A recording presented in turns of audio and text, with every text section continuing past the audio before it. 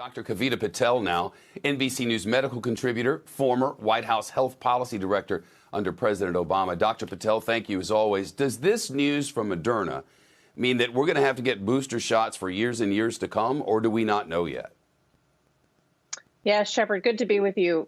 We don't know, but I do think, just as Meg said, we all suspected that this would not be our only set of shots, whatever we're receiving this year. And so I do think it points to at least potentially something every several years or a booster, which is also, I just want to point out, something that we do see with other immunizations. So that's not unusual.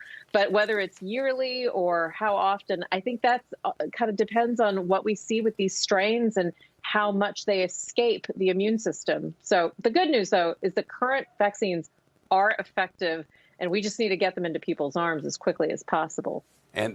And there's more good news, as you well know, Doctor. COVID cases, hospitalizations, death rates are all lower since their peaks. Not dramatically, but lower, trending down for a couple of weeks or so. Is this a sign that the worst could be behind us, or could these variants upend this trend? Yeah, so look, if I've learned one thing, Shepard, in kind of understanding COVID on the clinical lines and in public health, this virus always gives us a new twist and turn. So I will say that what we do know from the short-term data, hospitalizations, deaths, 7-day averages, positivity rates are coming down. That's good news. It looks like we've kind of gone past the crest or that peak of that post-holiday surge, Shep, that we were really worried about. Could we see something more dire soon to come? Very low likelihood, given the fact that we do have two incredibly effective vaccines available.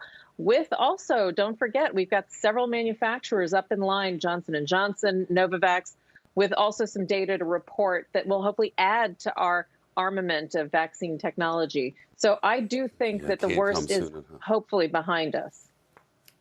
Hope you're right. This Johnson & Johnson vaccine, a lot of people are mighty excited about that. On the other hand, Merck is now out of the vaccine race and focusing instead on antivirals. How significant is Merck's shift here?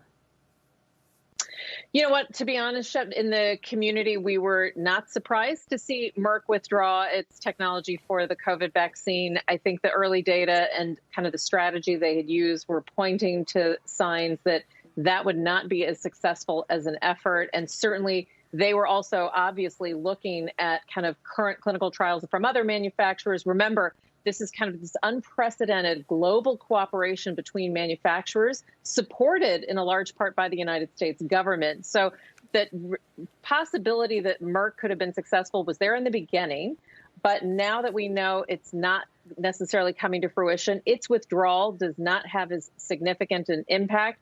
But just an interesting fact, we did pre-purchase hundreds of millions of doses. So I think it points to the idea that supply could become constrained if we do not have those upcoming manufacturers that I mentioned, specifically Johnson & Johnson, approved in the next several months. But not a shock that Merck withdrew this. Shepard Smith here. Thanks for watching CNBC on YouTube.